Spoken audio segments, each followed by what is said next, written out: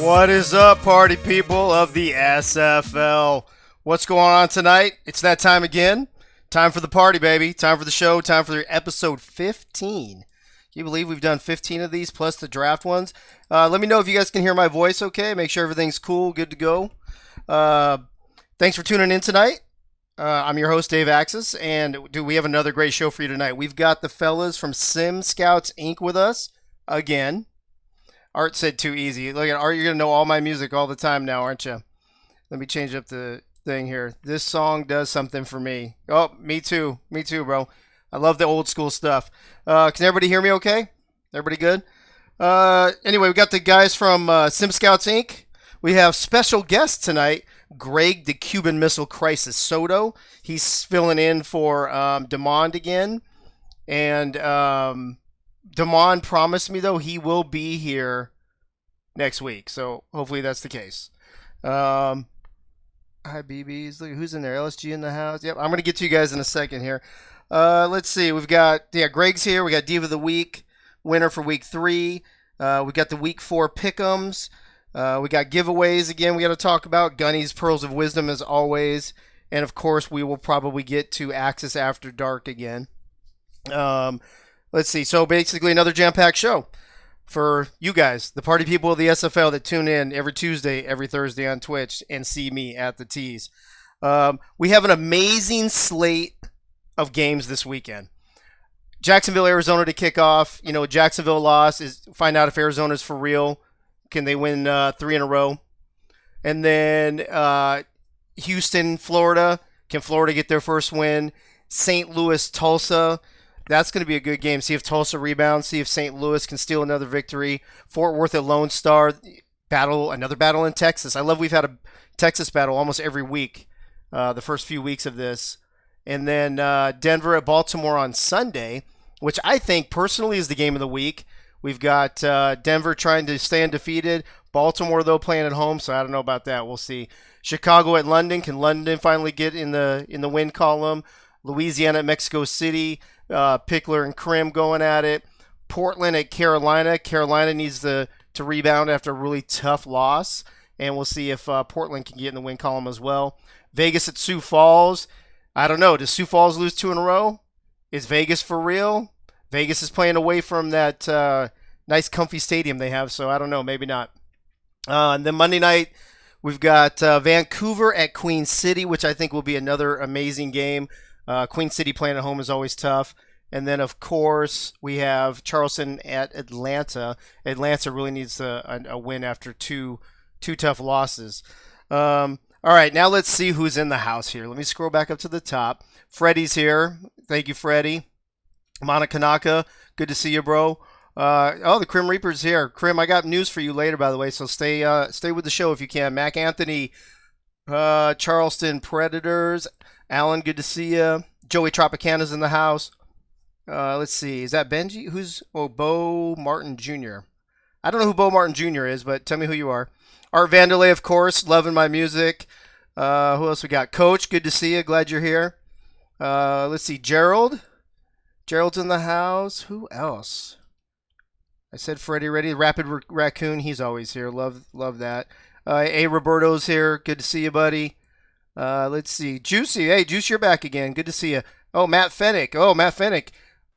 Look at, he's tuning in to see if he won or not.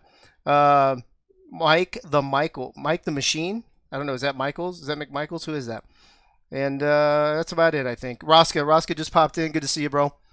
And and Eddie Gage. What up, though? Look at you, just sneaking at the last minute. You and Jeff Duffy, just as I was about to stop talking. And Doug Britton. Doug, I got to tell you, I love seeing your name, Doug Britton, in the chat. It makes my life a lot easier. Before I introduce tonight's panel and our special guest, which you already know who it is, I need to throw out a very special shout out and happy birthday to someone who has turned 28 already in the UK, but is only 27 still here in the US of A. So happy birthday to Slyn Shady. I know a lot of you already sent him some birthday wishes, but I wanted to throw him a quick shout out. Johnny, what's up? I just saw you sneak in. Good to see you, bro. And then another shout out real quick to Samantha Soto, who I hope is listening to her very first Access Live show tonight. Okay. All right, let's get the party started now. Introductions. You guys, you know the crew. There's 6 of them from Sim Sports Inc. They divide it up all the time. So tonight, first guy we've got returning from the other night, we've got Chad Rowland. Chad, what's going on? What's going on, Dave? Same old stuff, bro. Having a good time talking about the SFL. Let's see. Eagles, actually, we were going to have Thomas tonight. Thomas wasn't feeling well. Eagle, who's still waiting to have a baby. Do we have an update on that yet, Eagle? You're not going to bug out in the middle of the program, are you? No, I mean, I kind of hope so, to be honest. But right now, it's not looking like it's going to happen today. So, okay. All right. Well, you can sneak in one more show. Yes. I don't think it's going to last till Tuesday, but we'll find out. Yeah, I doubt that too. Let's see. We got Frank the Franchise Wade back with us. Frank, what's going on, bro? Oh, Frank, you're muted. Oh, Frank doesn't want to talk to us. I guess Frank doesn't want to be on the show. Can you hear me now? Yeah, there you go, bro. Sorry about that. Good evening, SFL Nation. Good to have you back. And then our special guest, he was going to be on the show, I think it was last week. Couldn't make it. And we were going to schedule him for next week to bring him on. But then we're like, what the heck? We might as well just bring him on tonight since Damon couldn't make it. And I am speaking of the one, the only, Greg, the Cuban Missile Crisis Soto. Greg, what's up, bro? What's going on? It's good to be here. Hey, I'm very excited. Glad to have you. And I know there was some congrats in order already last week with you becoming wide receiver over at Chicago. But I understand there's some breaking news today that you are now also the offensive coordinator of Chicago. Is that correct? Yep, that is correct. The hits keep on coming from Chicago. So, yep. Man, it looks like Shan's going to keep you busy, bro. Well, congrats on all of that. And we'll actually probably talk a little more about that near the end of the show. All right, let's let me jump in here. If you guys I don't know how many of you guys actually just listen and how many of you watch it. Here's a slate of games that I just talked about. I probably should have had them up already. Ethan Kai, I don't even want to talk to you right now. For real. I had a hangover the next day because of you. You can see all the slate of games. We got 4 on Saturday, 5 on Sunday, 2 on Monday. The crowd play game this week, Louisiana at Mexico City, which I think is perfect because that way we all get to watch Johnny and Krim go at it. Plus, we all get to try to win some money. And hopefully I'll beat Dynasty this time and I'll actually win more money than him. Like I said, we got the guys from Sim Scouts Inc. I did want to let you know before we get into these previews, the Jack's Data guys were unable to get me their information in time for the show. Jack Wall was out of town, and Hunter was bogged down at work, so it will be out for the weekend, but we just don't have it for tonight. So we will definitely recap it on Tuesday when we do the week 4 recaps. All right, where are we at here? All right, so first game Saturday, Jacksonville at Arizona. Like I said on my intro, Jacksonville, I think they're one of the best teams. I believe that I thought they were going to win last week. They finally took their first loss. Arizona's on a 2-game winning streak, and they're playing at home. Chad, what happens here? Is Jacksonville going to get back in the win column, or is Arizona for real and they're gonna defend home field? Yeah. No, you know what? So first of all, I think that we've seen the opening games so far this season have just been actually pretty good ones. And this was no different. So both teams, though, this is kind of my breakdown of it. Both teams are in the bottom half of the league when it comes to points. Okay, so Jacksonville 16th, Arizona 18th. So these offenses need to get it going. I like what I've seen so far coming from head coach Eddie Gage and the Arizona offense. Ashley Jackson, though, I got to give her some credit. Yeah. I mean, she has had the best start of her career, I think, thanks to some key numbers, 84% of her passes and only throwing 2 picks, both of them in week 1 against your glory. Yeah. So my key for the game for Arizona is her. I think that if they keep it consistent, they keep her playing the same way that they have been, they have a really good shot. Okay. So the key on the other side of that is the other quarterback, Christian Christensen. I mean, he threw 6 picks last week, so hopefully he could turn that performance around. And also to look to get that defense going as well. I mean, they gave up 38 points to Queen City, and they watched James Matthews Jr. torch them for 3 TDs. So they gotta lock that down because they don't want the Hands brothers doing the same thing. Right. And I was gonna say real quick, since we don't have the Jax data, what I'm gonna do is I'm gonna pull up the real time who you got. I'm looking at it right now on Discord. The who you got is overwhelmingly in favor of Jacksonville right now, 129 to 69. So I think we know where SFL Nation stands on that. Do you think that's a little much, Chad, or do you think that's pretty accurate? I think it's a little too much in my mind. Yeah. I mean, in my mind, I think Arizona has a really good shot at winning this game. Yeah, I'm actually really looking forward to this. I think it's a great game to start the weekend with. Real quick, I forgot to mention, if you have a question or a comment for me or the panel, or you want to get on Access After Dark immediately after the show, go ahead and at Winkler in the chat there, and he'll get it to me, and we'll go from there.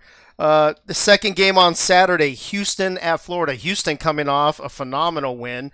Florida coming off a heartbreaking loss, Frank. I think Florida might get their first win here. What do you think?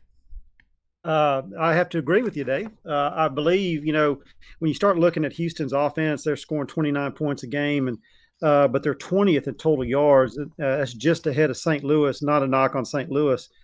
Eagle, but that's ranked 20th there. Kentez Johnson is 18th in passing. He's thrown 5 touchdowns, but 4 of them were last week. So that's a cause of concern. Warren Murray, 312 yards rushing, 219 came last week. Leroy Brown is almost 100 yards per game. Brody Gold, I mentioned him several times before. He's all over the place. He's 4th in tackles with 39. And he does everything you can ask for a linebacker to do. The next closest one is Ethan Kai with 26 tackles. He's ranked 32nd. Houston does have a +3 turnover margin. Now, after week 3, Florida was 21st in points. averaging 15 points a game. Defense is giving up 25 points a game. That's ranked 10th. Cochran is 8th in yards thrown with 159 yards, 8th in completion percentage, but he's tied for 3rd in interceptions. I look for J.W. Doyle to get some running lanes this week. He hasn't found the end zone yet, but I think he's going to this week. And we finally saw Optimus Klein last week go off, and he needed to. The first 2 games, he only had 2 catches for 28 yards. And he exploded for 2 touchdowns last week, and it showed us why he is a top-tier wide receiver. Linebacker rookie Eric Hammer is tied at 17 with 29 tackles. He's doing a pretty good job there. Roland Perrott, we need to see more from him. We need to see why he was picked 27th overall. I think that's going to help the defense out. Did we see enough last week Will home field advantage be enough? I think this is going to be an exciting game. I know Ethan doesn't like this, but I am going to pick Florida to win this one. Yeah, I think Florida gets in the win column as well. And since I'm going to talk about it since I don't do the pick'ems later anyway. Looks like SFL Nation agrees with me. They've got Florida up 110 to 84, so it's not overwhelming, but it's a comfortable lead. And I think that Klein, finally getting his act together. I think Florida playing at home and being so close last week. I think this week they finally get it done. Third game on Saturday, St. Louis at Tulsa. Gabriel Manning pretty much kept in check last week, and that meant a loss for Tulsa. So can St. Louis do the same thing, Eagle? I know this was supposed to be Thomas's game. We normally don't let people talk about their own games, but we're going to bend the rules tonight since it was a last-minute thing. So let's see what you have to say about your own team and your own game. Yeah, I won't go. I'm sorry, I won't go too crazy, but game plan for St. Louis, we need to control Gabriel Manning. We need to have a safety over the top. That's the way to stop him. Maybe not play in the 3-4 so much. Again, if you take Gabriel Manning out of the game, it'll be interesting to see if the other players for Tulsa can step up. Last week they stepped up a little bit, but I expect more production. Yeah, Gabriel Manning still got 2 touchdowns, but he was under 100 yards for the first time. And on our side of the ball, after that 1 week, Javier throws 7 picks. He hasn't thrown a pick since then, so things are moving in the right direction for us. I'm happy with everything, and I'm just hoping that we can pull off this victory in Tulsa. Do you think it's really honestly just that easy to beat Tulsa? You take care of Gabriel Manning and you win the game? From the first 3 games, personally, yes. I haven't seen much production out of Mosley, the tight end, at all. I mean, this is supposed to be the year of throwing to the tight ends, right? And Mosley hasn't really done much. Gabriel Manning's destroyed almost everybody. He kind of destroyed Louisiana with 2 touchdowns. Still didn't get over that 100-yard mark. Let's see. Robinson hasn't done much either. And Jones, his first good game was last week. But again, one of his catches was for 70 yards. So you take a yard catch away. It's tough because their offense flows through Gabriel Manning. So if you can control him, I can see us easily taking this game. Well, let's see. St. Louis, SFL Nation has Tulsa a 3-1 odds over you guys, 142 to 52. So apparently people are liking Tulsa playing at home and potentially Gabriel Manning getting back into the fold. I don't know, bro. Hold on. Well, I'm gonna say one thing really quick. Every week we've been one of the lower votes on the who you got, and it's okay. It just gives us fuel in the locker room just to show all you guys up. That's all. There you go. And that's why we don't do our own games. Just kidding. All right, let's go to wrap up Saturday night. Again, 2 weeks in a row, it's Lone Star playing another Texas team, hosting Fort Worth. Love the battling of the Texas teams, the first third of this season back and forth. We actually have a little rivalry trophy, and I can't remember what it's called. I think it's like the I-35 something or other. I think Delaney Nash put it together, so I think we'll be talking about it this weekend when we take it home to Lone Star. But Soto, where do you stand on this game? Yeah, so when I looked at this game, I kind of look at teams with what they do away and what they do at home. So I only had like kind of 1 week to do that because Fort Worth, their away stats, Xander Gold threw about 38 times, but he had a completion percentage of about 68% when they did play away. And when they did play away, actually, it was at Houston and they lost 33 to 26. And a lot of the plays were throws. There were throws, and the biggest thing, the key for them on the offense was Robert Garrett Jr., their tight end. He caught 9 catches, and their defense was good, didn't get any sacks in their away game, but they got 1 interception. For LSG, for Lone Star, it looks like Ace Fennick, he throws about 28 times at home. He has a 75% completion at home. Ike McBride runs the ball about 19 times. Cameron Collier also ran the ball about 10 times at home. I think the key here for Lone Star is going to be Liam Hammer and you. You accounted for 15 out of the 21 completions that Ace threw in week 1 at home. And I think you guys are going to do a lot better at home. I've been doing the last 2 weeks away. And I think Fort Worth, they were riding really high when they beat QCC Yeah, absolutely. at home, but then last week lost to Arizona. So to me, it was interesting. I looked at some other numbers too. LSG versus Arizona and Houston, you averaged 21.5 points scored. Fort Worth versus Arizona and Houston also scored 21.5 Oh, points interesting. scored. Wow. So I do believe in this away home kind of a thing. Yeah. So I do think that Houston's already beaten both of you, but I think LSG Lone Star will be the second best team in Texas, and Lone Star will win this week 24-17. Well, I'm love to hear that assessment from you, of course. And I kind of agree with you. I think we played really well at home. We played terrible the last 2 games on the road.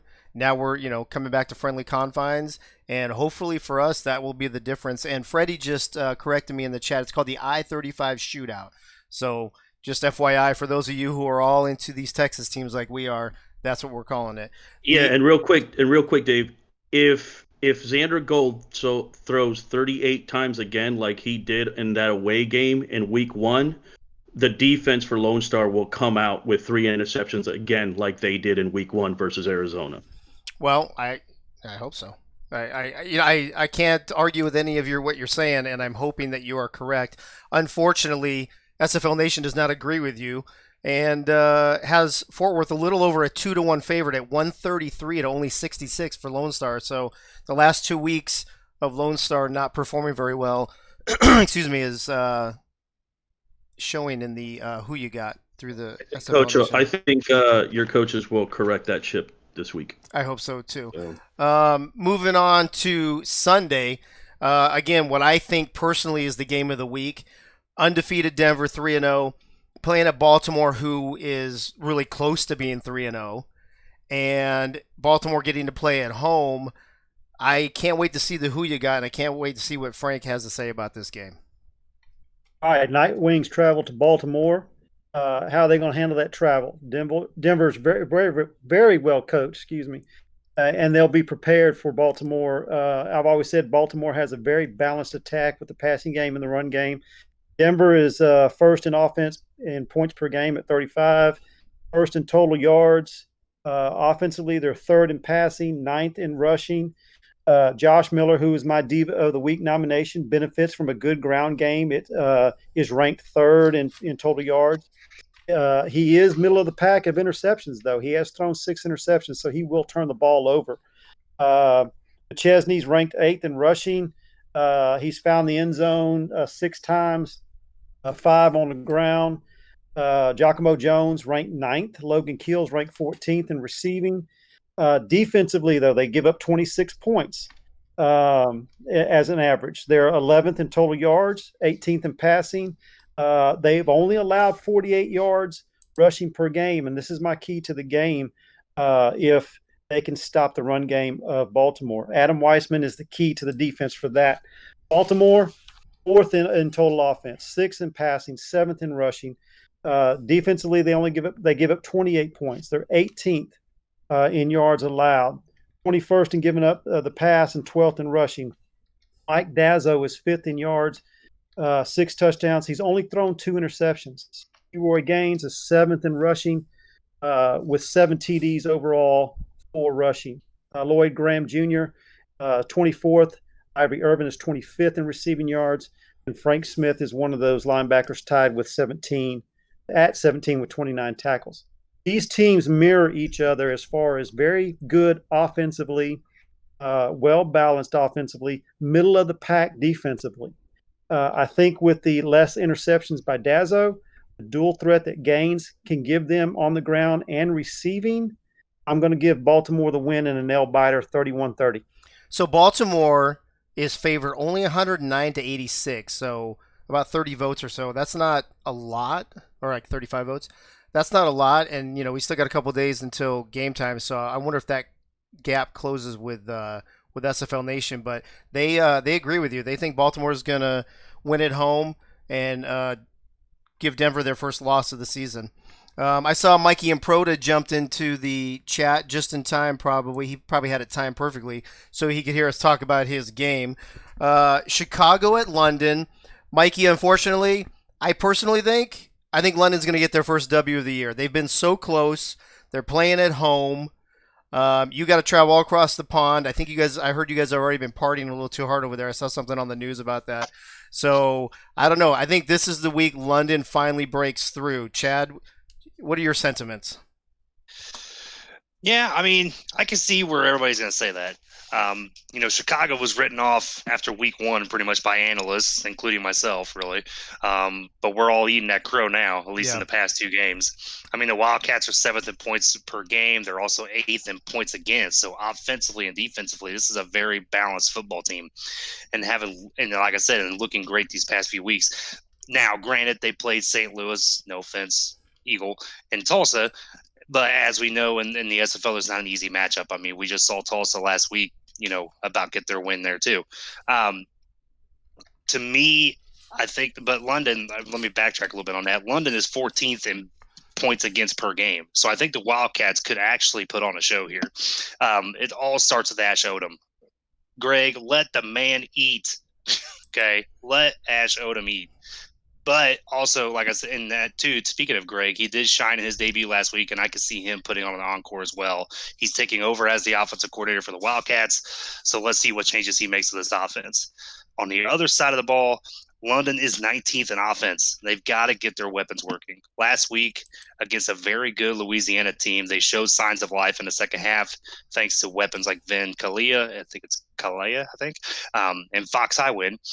McLean played good as well, but my key for London is to get that running game going. Merrill only getting 6 carries last week against Louisville. I took your line now. Against Louisiana, that's going to have to change if they want to beat the Wildcats. I think the key for London is they need to use their tight ends a little better and get their wide receivers involved. I mean, when they use their wide receivers have really great games. Exactly, just like we seen last week with Greg. Yeah, I completely agree with you. Let's see. SFL Nation agrees with Mikey and Proda. 143-49. So it's pretty overwhelming. People not having a lot of confidence in London yet, even though they've had 3 really close games, and they could very easily be 3-0 or 2-1, and nobody's giving them any love. I'm a little disappointed in that. That's 2:30 p.m. 11 Sports on Sunday. Then we go to the crowd play game of the week, which is we talked about on Tuesday night. It is Louisiana traveling to Mexico City. Andre Krim came on here and gave Johnny some heads up about what he said was going to happen. Johnny, I don't know what he said, but I'm sure Johnny didn't take it well and probably threw some shade back of his own. So I love the pre-game talk.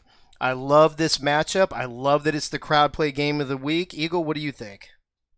Yeah, I mean, first off, make sure everybody downloads crowd play. And just so everybody knows, Dave Axis actually finished 11th in crowd play last week. Oh, dude, why? Dude, I'm actually glad Dynasty's not here. So Dynasty's not here, Cam's not here. So you're here to take up for that? Come on. Yeah, I just wanted to remind you that you finished 11th. That's all. So Louisiana coming into this game, they're one of 2 teams left that are undefeated. They've allowed 8 passing touchdowns, but the key fact here is they've allowed 0 rushing touchdowns this season, and I don't see that changing. On the other side of the ball, Phoenix Jones, for listed running backs, has the lowest total yards all season. They're second in passing yards per game, though, Mexico City. Matt Wilson's been having a phenomenal season. Dags has got like 17 touchdowns. Dude, Dags has been crushing it, yeah. I mean, he's got 17 touchdowns and like 1,400 yards, but he's just absolutely killing it. There are some weaknesses with Mexico City. It's on the defensive side of the ball. They give up over 375 yards per game defensively. It's the highest allowed passing. Rushing defense is the brothers of destruction or whatever they're calling themselves. They're third in rushing defense, but together, Mexico City statistically has the worst defense in the SFL right now, combined total yards. So if it's Johnny though. Johnny just loves handing the ball off to Reggie, and Reggie does all the work. So we're gonna need to see a little bit more passing out of Johnny this week. The thing is, there's gonna be some scoring in this game. Both teams are averaging over 31 points per game. I'm hoping Nathan Blake gets another pick. He's got 4 on the season for Louisiana. He's leading the league. Overall, this is gonna be a great game.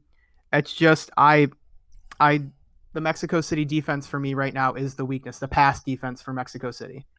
Yeah, I think home field advantage will help them. I expect this to be actually a pretty close game. SFL Nation has actually Mexico City leading 108-86 in the Who You Got, so apparently they think Mexico City can get it done at home. That's the crowd play game of the week on Saturday, 4:30 p.m., 11 Sports. The game after that, also will not be on 11 Sports. It's on Twitch. Portland at Carolina. So Carolina comes off a heartbreaking loss. Portland's already had heartbreaking losses. They're trying to get into the win column, but traveling on the road to Carolina doesn't make it any easier, Frank. Tell me about this game. All right, West Coast to East Coast travel is brutal. They have enough to overcome this road trip. I don't know. Portland's offense is dead last in points per game. Hopefully, with the addition of Art Vandelay to help with the offense, that can improve. But offensively, not very much to think about. John Truzman has not found the end zone. Matt South has thrown 7 interceptions and only has 585 yards passing. Connor Weston is a bright spot for them on offense. He's ranked 18th in total yards with 244, but was kept quiet last week. Now, their defense is the heart and soul of this team. Had the win against Denver early, but was unable to finish and complete that one. Mel Davis is 5th in tackles. Frank Champion is 22nd. Two studs on that defense. Their linebacking group is very, very good. Carolina, how are they going to respond to the loss they took last week? Will they be able to bounce back at home? 17th in offensive points, averaging 22 a game, 13th in total yards, 4th in passing, and 20th in rushing. Ollie Richardson is ranked 4th in passing with 912 yards. Logan Jack is ranked 20th in rushing. And Harish Prasad is 36th. And Heath McDaniel is 40th in receiving. And then you got Rachel Colston, who is the leading tackler there with ranked 33 right there. Has Portland improved enough for this long cross-country trip? I would love to see Portland get their first win. There's a lot of good guys on that team on there, but I don't think it's going to happen this week. Going from West Coast to East Coast is tough. Struggling offense and playing on the road, Carolina at home. I don't think it's going to get fixed this weekend.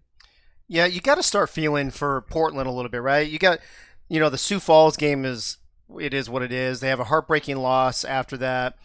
And now you have to go on the road at Carolina to a team that's a little bitter, a little upset about a game they feel got stolen from them. I don't think it looks good for Portland this weekend, to be honest with you. And let's see. In the Who You Got.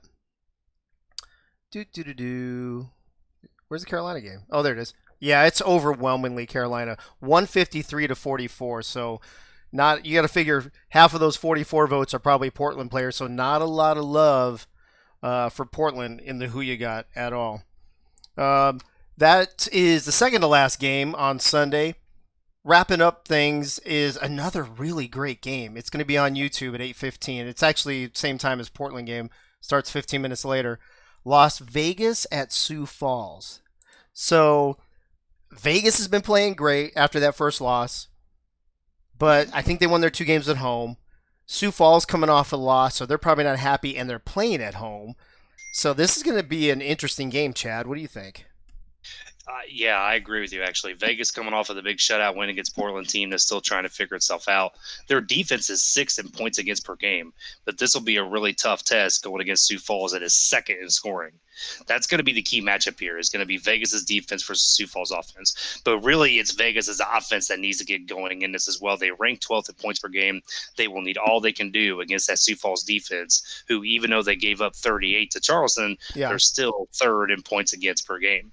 So for Sioux Falls, they will need to bounce back after that tough loss. This might be the toughest defense they've actually faced yet. Yeah. So they will need big plays from their weapons in order to succeed. Charleston found an answer to stop Colin Hart. So hopefully Sioux Falls can find a way to unleash that beast. If he dominates, then I think Sioux Falls dominates. Yeah, and I think Vegas's wide receivers need to make sure they don't get hurt. That's true too. In fact, they were using the 4th and 5th, what do they call generic player receivers?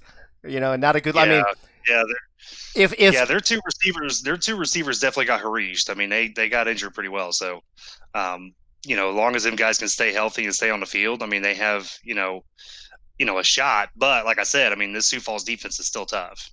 Yeah, I think you can't. You just. I mean, the game last week.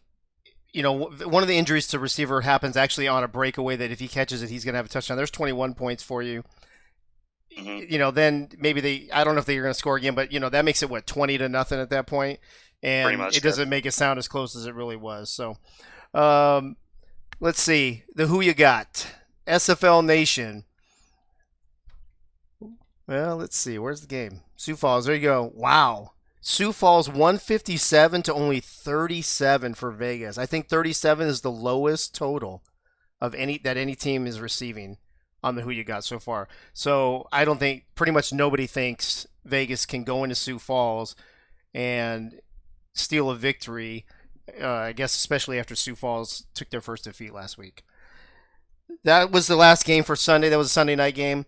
We've got 2 Monday night games. The first one at 7 o'clock on 11 Sports. Vancouver at Queen City, another great game. 2-1 teams, 2 really good teams.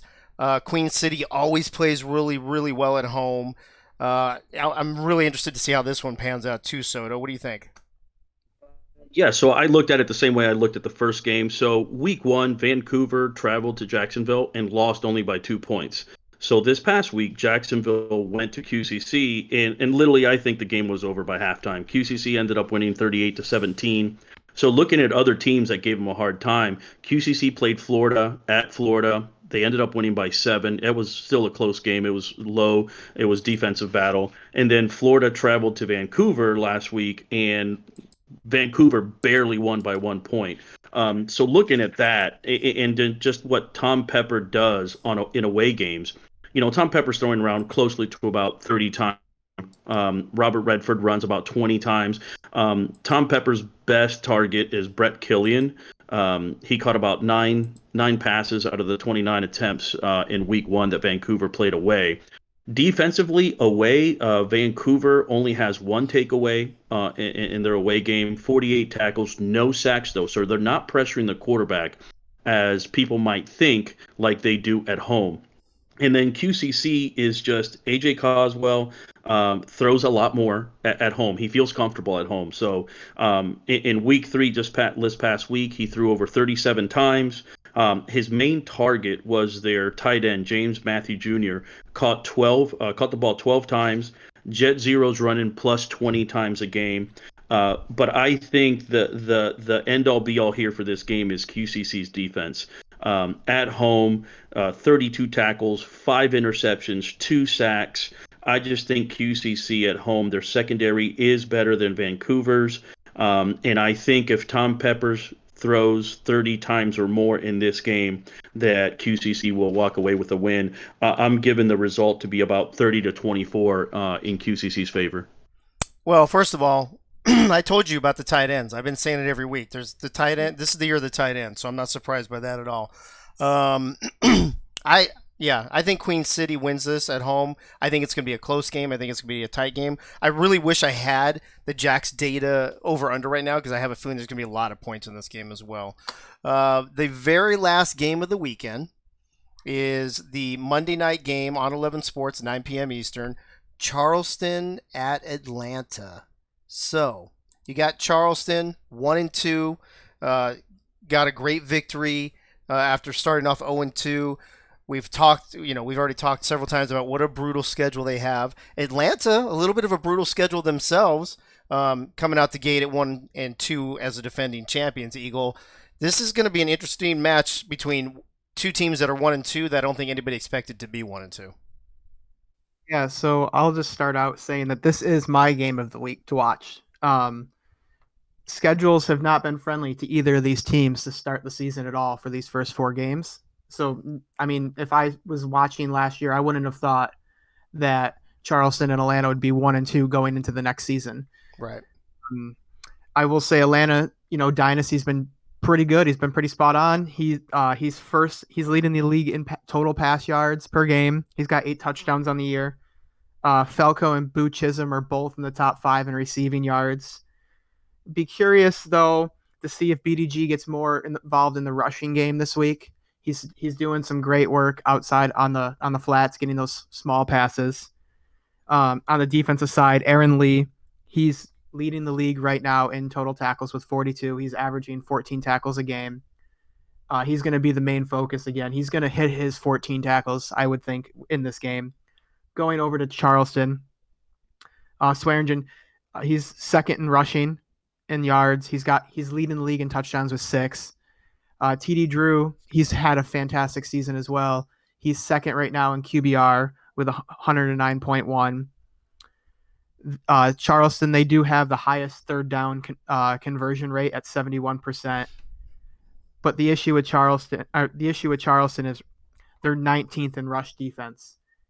But going into this game against BDG, I don't see that being a problem because they're going to use him more on the flats. And then going back to Atlanta's defensive side, they're a minus 25 net points right now. That's their issue. Did you happen to jot down how many touches, either carries or pass receptions, BDG actually had this week? Because I know we talked about it for Game 3 that he was going to definitely need more touches than he did in Week 1 and 2. Rushing touches were about the same, and the passes he's getting the right amount of touches that he normally gets. He's just not breaking out those bigger runs that he had out of the backfield before. Oh, okay. Real quick, before I get to the who you got on this, I actually forgot the one for Vancouver Queen City. It's actually really tight. Queen City 104-92 over Vancouver so far, so that's really close and could tighten up even more over the next couple days. Atlanta dominating who you got 138-55 though in this game. So I think that SFL Nation thinks Charleston's woes continue and giving a little love to Atlanta playing at home, having that home field advantage. Ace, you said Axis belongs to Lone Star now. What did I miss in the chat? Are you guys talking trash about me? What's going on here? All right, I don't have time to scroll back, but I always go back and listen to the show the same night and read the comments. So we'll see. Hopefully, it's not Dynasty and they're talking about me finishing 11th in the in the crowd play again. I got beat up on that the other night. Gunny, are you around? Are you with us right now? Yes, sir. Awesome. I'm getting you set up. As everybody knows, every show we've got one of my favorite things in the whole world. It is Gunny's Pearls of Wisdom, and Gunny, you are good to go whenever you want.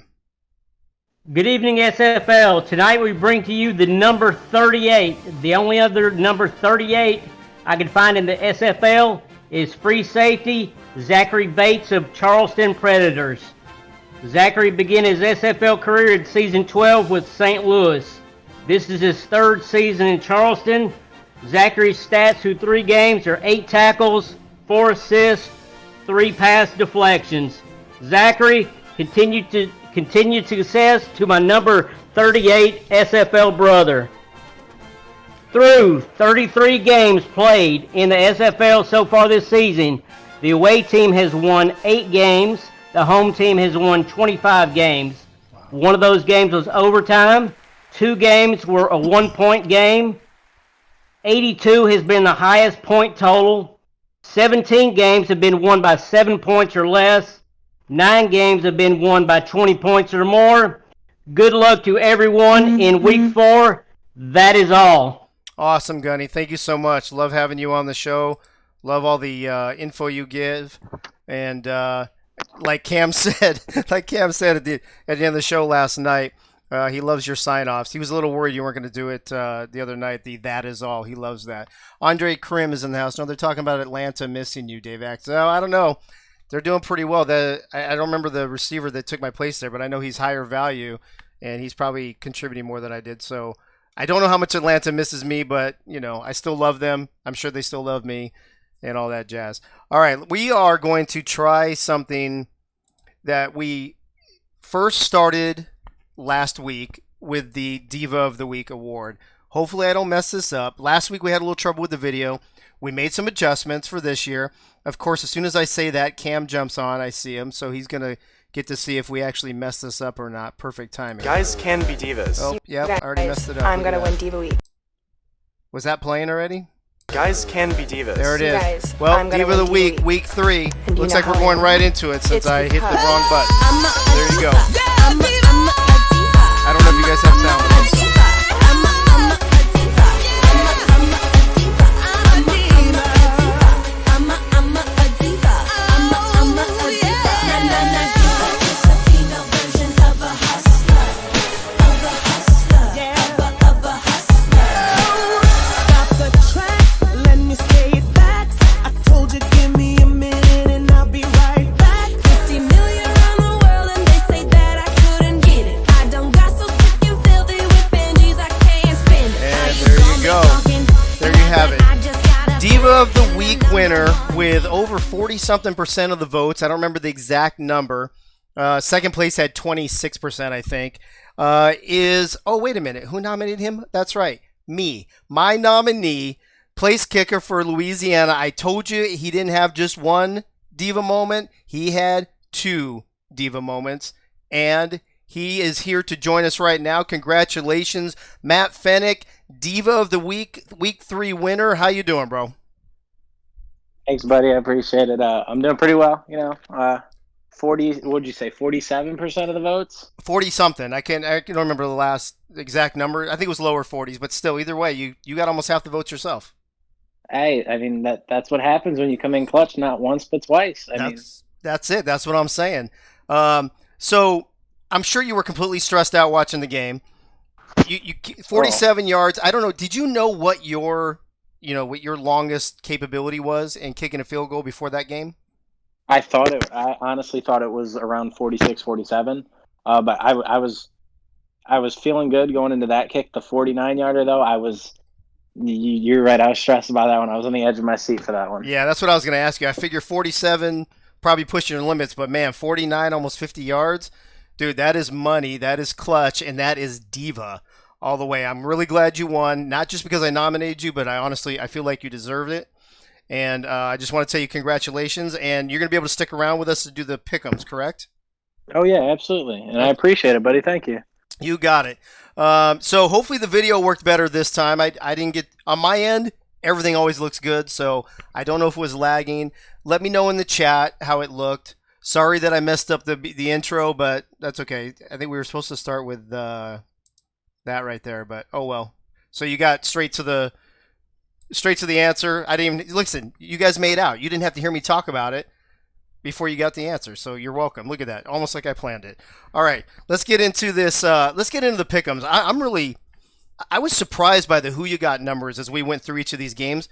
There are several games that I think teams have 2-1, 3-1 advantages that I think are just way, way too many. So I'm going to start at the top. Chad, first game, Jacksonville at Arizona. Chad, who do you got? I mean, I previewed this game. Like I said, I mean, with Eddie, the offense looked great. Ashley is playing better than ever. I'm going to go surprising here. I'm going to go Arizona on this one. Arizona, okay. Yeah, home field. Arizona's playing well. Eddie Gage is back at it, so who knows? Eagle, you're up next. So looks like I'm going to go opposite what Chad said. I'm going to go with Jacksonville after just a disappointing performance last week. I think they're going to come out and they're just going to go into Arizona. They're just going to get work done. Okay, there you go. Who's next? It looks like Frank, you're next. Sorry, Eddie. I'm going with Jacksonville. I said at the beginning of the season, Jacksonville's one of the better teams. Yep. I'm going with them. Okay. Gunny, you with us? Yes, Jacksonville. Okay. Matt, who do you've got between Jacksonville at Arizona? I've actually got Arizona. I mean, Ashley's had a good start to the year. I mean, only 2 interceptions. Eddie's a Hall of Famer. He's a really, really, really good defensive player, and I mean, I see him coming away with a couple picks this week. And I mean, Christensen, he threw 6 last week. I mean, Eddie being that good, I think Eddie's gonna have a really, really good week this week. Okay. Greg, what about you, bro? All the way Arizona. Eddie and Ashley at home. I'm picking Arizona. Okay. Second game on Saturday, Houston at Florida. Chad. You know, Florida has been just looking a little rough, even though they played better last week. Houston looked great last week as well. I'm going to go Houston in this one. Houston. Houston. Okay. Wow. Okay. All right. I'm going to go Houston. Okay. Eagle. Yeah, I'm going Houston as well. That was one of my picks potentially for the survivor pool this week. It's Florida's had a rough season. They made a step in the right direction last week, but I don't think they made the full steps yet. I've got Houston in this one. Okay, Frank. That's one I previewed. I'm going Florida. Oh, that's right. Okay, Gunny. Florida win number 1. There you go. Matt, what about you? Yeah, I'm gonna go Houston. I think they're gonna be a tough team to beat this week. Okay, Soto. I'm taking Florida here Florida? on this one. Yep. Okay. All right. Third game on Saturday, St. Louis at Tulsa. Chad. Oh, sorry. It jumped off me. I thought you were like thinking really hard about that or something. You know what? I mean, I think this is kind of evenly matched, to be honest. You know, St. Louis coming in, this could be a game they steal, but I got to give the edge to Tulsa, and that's just not by very much at all. I mean, by a field goal. Okay, Eagle. Do I need to ask? Oh, of course you need to ask, because everybody wants to know my opinion about how St. Louis is going to win this game. Of course, we're all waiting on the edge of our seats for it. Yeah, waiting with bated breath. It's going to be Drew's going to control Gabriel Manning with the help of Freeman and Winkler. I see us winning by a touchdown at least with this game. Okay, Frank, do you agree with Eagle? Sorry, Eagle, I do not. Gunny, what about you, bro? Deacon Nickens talked to the A1, put him in timeout for this weekend, so Tulsa. Okay, nice. Matt? I think if St. Louis's defense comes out and plays the best game they have this season, I think they're going to win it. Okay. And Soto? Yeah, if St. Louis couldn't handle me last week, they're not going to handle Manning this week. So I picked Tulsa at home. Wow. Okay. Shots fired, Eagle. The last game Saturday night, Fort Worth at Lone Star. Chad. Dave, you know I love you, man. Oh, dude, I hate when you start it like that. It's never bad news. It's that whole. It's not you. It's me. It's not you. It's me. I got to see the offense, man. I've said it last week. I'll say it again. I got to see the offense. I'm going Fort Worth. Oy. All right, Eagle. Yeah, about that. So I feel the same way as Chad. I'm not going to make performances. I'm not going to make my decision on just one performance. The offense hasn't been there all season quite yet. Fort Worth has shown up a few times. I see Fort Worth winning, but I will say it's not going to be by much. Okay, Frank. Dave, thanks for having me on the show. And I'm never going to see you again. I have gone Lone Star the last 3 weeks. Yeah, I'm going to go again. I'm sticking with Lone Star. Oh, there you go. You're always welcome on the show, Frank. Gunny, you're up. Red, white, and blue at home. Go Lone Star. I expected that. Matt? I think Ace is going to go off this week. I mean, he's been He hasn't shown up yet. I think he's going to show up this week, and I think Lone Star's going to win it. I think they're going to win by a touchdown or two this week. Okay, perfect. And then I'm sorry, Matt. Did you say St. Louis or Tulsa? I think I wrote the wrong thing Oh, down. I said St. Louis. Okay, all right. I did write the right thing down. I just saw St. Louis and just assumed it was wrong. Greg, Lone Star, Fort Worth at Lone Star. Lone Star all the way. I think Ace feels comfortable at home, and your defense, after last week, they are not going to have that happen again 2 weeks in a row. There'll be plenty of interceptions, and Ace is going to have a hell of a game. Wow, Lone Star getting a little bit of love. Look at that, 4-2 on that. I'm surprised. I actually expected it to go maybe 4-2 the other way.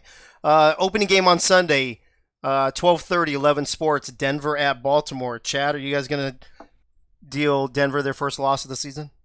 Yep. Okay. I love That's all that. I'm going to say. Yep. Yep. All right, Eagle? Nope. No. I've been. Denver was one of my teams in the final, Right. and I've got Denver winning this game. No offense, Chad. I just like Denver more. I'm taking. All right, Frank? No offense to Roscoe, but I got Baltimore. Okay. Gunny, what about you? Baltimore at home. Baltimore at home. Okay, Matt? I also got Baltimore at home. Okay, and Soto. Yeah, Baltimore at home. Wow. So you got Denver, one of the best teams in the league, one of only 2 undefeated teams, and you guys go 5-1 for Baltimore. That's going to be interesting. I have a feeling we'll be talking about that on Tuesday. The next game, 2:30 p.m. Sunday, 11 Sports, Chicago at London. Chad. Like I said in the preview, I think the Chicago, even though they, faulted in week 1, these past 2 weeks they've looked legitimate. Now they got Greg Soto running the offense. I told you, feed Ash Odom. I think he's going to do that. Mikey even may have a decent performance in this game as well. So I'm going to go Chicago. Chicago, okay. Eagle, where do you stand on that? So I just looked at who I've picked, and off of Gunny's notes, I'm not going to be doing pretty good. I've picked all of the games. So I'm going London this game. I mean, London have played every single game close. They've lost by less than a touchdown each game. Yeah, I think we averaged out their average loss to be like 6-point-something points Yeah, a game. so and it's in London. That trip across the Atlantic Ocean can be tough. Chicago might come out slow. Who knows? Soto could be partying still from the plane, and he can come out slow. That's a great point. It's probably if they lose, it's probably going to be Soto's fault anyway. Yeah, it's probably Soto's fault, and then you're going to see on the waiver wire Greg Soto's been cut. No longer offensive coordinator. No longer offensive coordinator. 1 week fired. Lap dances for everybody. There you go. That's what Chan said in the general chat. If you guys lose, I've got London winning, though. lap dances from Soto for everyone. You got London? Okay. Frank, lap dances aside, who do you think is going to win this game? This was tough. Chicago's got. I think most of the people are picking Chicago. I'm going to go with London because every game they played is close. Okay. Yep. Maybe a little home field advantage will help them. Gunny, what about you? Home team again, London. Okay, Matt. I got Chicago by a touchdown or two. Okay. Did you say a touchdown or two? A touchdown or two. Wow. Okay. So you think that might be a double-digit victory? Interesting. Soto. Of course, I'm going to pick Chicago, but I do got to say for London, their front four on defense is probably the best front four that we're going to face so far in this season. I know it's only 4 weeks, but doing Sims and just looking at their stats and their front four is going to create problems, but I do think we'll come out with a victory. Okay. And I'll be sober by by game time. Yeah. That's all that really matters. Hey, I got the doctor waiting for me for IVs. Yeah, well, we do have the most amazing doctors in the SFL. We've talked about that before. Real quick before we continue this, let me throw out to everybody. Remember, if anybody wants to come on the air, call anybody out on any of these picks, talk about whatever you want to talk about. We do Access After Dark immediately following the show, which will probably be just in a few minutes. So if you want to get on, let Winkler know so we can get you in the green room and get you ready to go. The crowd play game of the week. Louisiana at Mexico City, 4:30 p.m. Eastern on 11 Sports. I think this is going to be a really close game, Chad. What do you think? You know what? I mean, I can see where you're going with that, but I don't think so. I think Louisiana, Gerald is obviously one of the best coaches in the SFL, he's got a team that is just. The other side's coach isn't too shabby either, bro. I'm not saying that they're not too shabby either. I'm not saying anything bad about Ramos, but I just think Louisiana coming in, it's going to be a crowd play game. All the attention is going to be on that Louisiana-Mexico City game. I think they come out and win by double digits. Wow. Even though it's in Mexico City. That's my bold prediction. That is very bold. Eagle, are you that bold? Yeah, I've got a couple predictions. So I think Mexico City needs to help. They need help in the secondary. I mean, they're lucky enough they're playing Johnny this week, but Johnny I think is going to throw a little bit more than he normally does against Mexico City. I've got Louisiana winning by 10, but I also have another prediction with the crowd play game that Dave Axis won't finish top 20 of crowd play this week. Well, I'm sure Cam's all over that bandwagon too, and Dynasty as well. So you think double digits for real? Yeah, I do. The Mexico City passing defense has just been poor all season, to be blunt. Okay. I mean, yeah, Johnny does hand the ball off, a lot, but it's gonna. But he throws the ball too. Yeah. Yeah, I mean, twin screw, and I would say Louisiana by 10 here. Okay. All right, Frank. Where do you stand on this game? Look pretty one-sided so far. I think that they're going to concentrate. Mexico City's going to concentrate on stopping the run. I think Johnny's going to end up throwing a touchdown pass to win this at the end. So I'm going Louisiana. Louisiana. Okay. Gunny, are you also going Mexico Louisiana? City at home. Brock's Bomber and Mike Dags are going to combine for 2 TDs this week. All right, there you go. Matt. I got Johnny throwing 2 or 3 touchdowns. I got Reggie Streeter running for 2 or 3. I don't see myself kicking many field goals in this game. I don't really think we're going to need to. I think it's going to be a blowout. Okay. And Soto. Yeah, I think the gunslinger from Louisiana is going to have trouble with the Aztecs this weekend. I think Louisiana goes down for the first time. Okay. Let's see. Also on Sunday, 8 o'clock Eastern on Twitch, Portland at Carolina. Chad, does Portland finally get their first W? If you would have asked me before our game last week against Carolina, I would have probably said, pretty good possibility. But Carolina, I'm telling you, they're a tough team. I mean, just facing them last week, that was an epic battle we had on Monday night. They got the smoke. They handled it. They choked up a little bit on it, but hey, it's okay. But I think they definitely deal out some pain this week against Portland. So I'm taking Carolina. Okay. Eagle?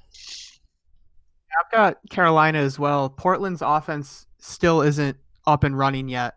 Truzman and Matt and South are just still going really slow to the start of this season. Connor Weston's been a really hot point, but that Portland defense has kept them in. I've got Carolina by a field goal in this game. By a field goal? Yep, by a field goal. Okay, Frank? I'm a huge fan of Art Vandelay. I'm hoping he does great things, now that he's on board helping with the offense. I just think Carolina's going to be too much. Okay. Gunny, you think Carolina's going to be too much too? Yes, Sully Richardson's been a little quiet this week game planning, so it's going to be Carolina. Okay, Matt?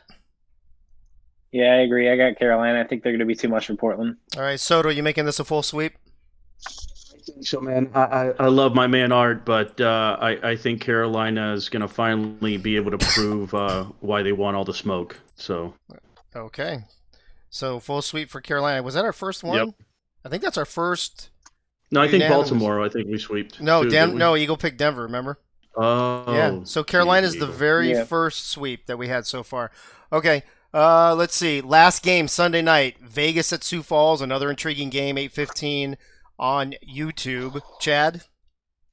I can see this being a defensive game for sure. I mean, like I pointed out, the defenses are within the top 6. So whoever makes that one play and gets that momentum, I think is what's going to win that ball game. I think it's going to be Sioux Falls, but I think it's going to be closer than people think. Okay, Eagle? I actually got it a little bit farther. I've got Sioux Falls winning this one by at least 10 points. I think the Portland-Carolina game is a little bit more interesting at this time. I've just got Sioux Falls winning. No offense, Frank. Sorry. Okay, I love how everybody apologizes to everybody on the panel when they don't pick their teams. Frank? Hey, none taken, none taken. Whenever we stop calling Hart in that run game, and we put points on the board, I look for Vegas to be on top. Oh, okay. Gunny? Sioux Falls going to rebound and win. Okay. Matt? Yeah, I agree. I don't see Sioux Falls losing two straight, but I think if Vegas can run the ball really well, I think they have a chance. But my pick is Sioux Falls. Okay. Soto? Yes, Sioux Falls at home. Yeah, Sioux Falls there's at no way. I don't see them losing at home. Okay. Yeah, it looks like everybody thinks, except for Frank, that Sioux Falls will rebound after their first loss. All right, Monday Night Football. First game, 7 p.m. Eastern, 11 Sports, Vancouver at Queen City. Chad? I could see some frosting going on in this game. I think it's going to be a close game, especially with the way Queen City played last week. But I think Vancouver is going to frost it. So Really? I got Vancouver. Even with Queen City playing at home, huh? Even with Queen City playing at home. Okay. Eagle? Yeah, I've got Queen City winning at home. I think the trip across the country is just going to be too much for Vancouver come game time. Caswell's going to get it done, winning by, I would say, I think 10 points. Okay. Frank? A good coaching staff in Queen City. I think that's going to be nothing against Vancouver, but I think that's going to be the difference. That plus being at home, Queen City. Queen City, okay. Gunny? I don't think Queen City's going to play as well as they did last week in convincing style, but I still think they're going to win at home. Okay, so Queen City at home. Matt? I think Peppers is going to struggle against Queen City's defense, and I got Queen City winning that one. Okay, and then Soto? I think Pepper's going to throw over 30 times, and Queen City's defense is going to capitalize on that. Queen City by 6. Queen City by 6. Okay, and then the last game of the weekend, the late Monday night game, 9 p.m. Eastern on 11 Sports. Charleston at Atlanta, another extremely intriguing game. 2 1-2 teams that I don't think anybody thought would be 1-2 at this juncture. Chad, where do you see this game going? Let's just do another shocker. Charleston. Another Charleston.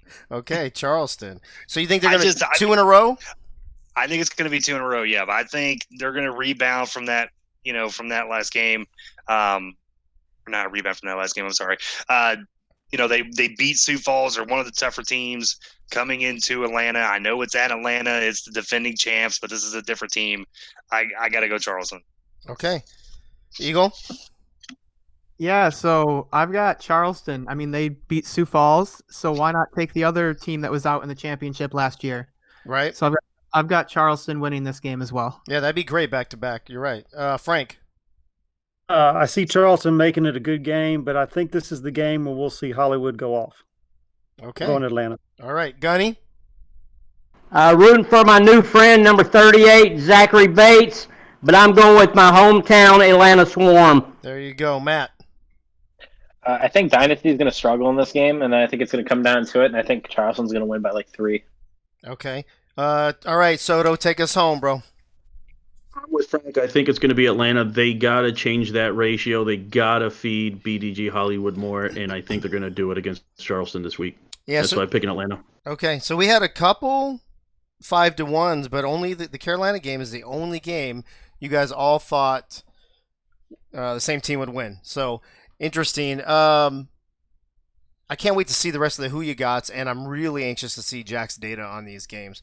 So we've done, we did the pick'ems right now. You guys have heard Gunny. We did Diva of the Week. We started off with all the the previews. I think the only thing left to do, there's only one thing left to do, and that's Access After Dark. Now, I've got a couple people that wanted to come on. Sounds like Dwayne wanted to come on and ask a question, and then AJ also wanted to come on and ask a question. I'm going to go ladies first on this. AJ, welcome to my show again. Welcome back. Love having you on here. Oh, she muted. AJ's muted. Oh, maybe it won't be ladies first. Is Dwayne in here too? AJ, you with me? All right, Dwayne, let's go to you. Dwayne, you had a question for the panel. Nobody wants to talk. Everybody wants to come on. Dwayne's muted too. What's that?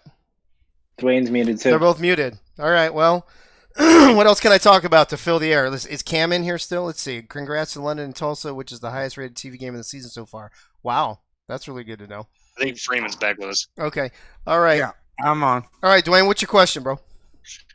Oh, first, Dave, congratulations on the new format. I didn't get a chance to tell you that, but I'm really liking your Tuesday recaps and your Thursday preview. Thank you, bro. Appreciate that.